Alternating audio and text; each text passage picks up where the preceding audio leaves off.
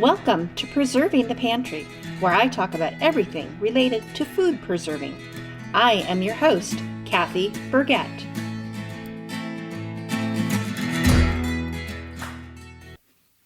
Hi, welcome back to Preserving the Pantry. This is episode 3, and today we are going to be talking about freezing peaches. I know it's summertime and peaches are coming into season. We don't typically get our peaches until mid to end of August.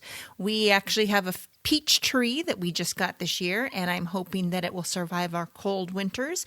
I'm looking forward to the day when we can pick our own peaches, but now we wait until the peach man comes to our area. He comes from central Washington, and he comes every week and brings us fresh produce from the central Washington area, and we get the most amazing peaches when they are in season.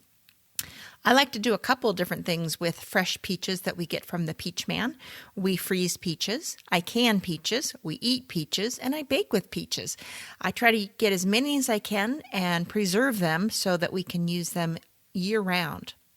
I like to freeze peaches because it's a great way to lock in that fresh peach flavor, and it's so simple to do. We use our frozen peaches. We will plop a couple into a smoothie, add them to ice cream, or I will use them to bake with. There are a couple of main types of peaches that you can get. Their first is a freestone peach, and that means that the pit is not stuck to the flesh of the peach.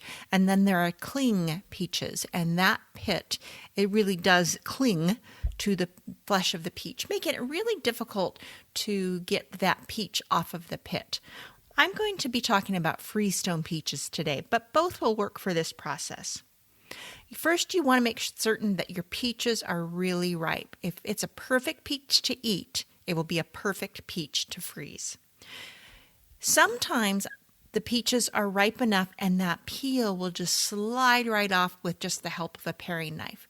Most often, I need to blanch the peaches. You're going to have a pot of boiling water, slip 3 to 4 peaches into the water for 30 seconds to a minute, and then put them into an ice water bath. Then the skin should just slide right off. You're going to remove the peel, slice the peach in half, and then cut into wedges. I put my peaches on a cookie sheet lined with a silicone mat. You can also use parchment paper if you don't have a silicone mat. You don't want to just have a plain cookie sheet though. There's so much water in a peach that the peaches will freeze right to that cookie tray and make it difficult to get them off. Once I have my cookie tray filled, I want to make sure that the peach wedges are not touching each other. I will put that into a deep freezer until the peaches are frozen solid. I then remove them. I can just easily slip them off of that tray, either the silicone mat or the parchment paper, and I place them in freezer bags or vacuum seal bags. Now, one good thing to have in mind is think about how you're going to be using those peaches. So for smoothies, I put them in a gallon-size zip top bag, and then we just reach in and grab a couple of peaches out every time we're going to add them into a smoothie.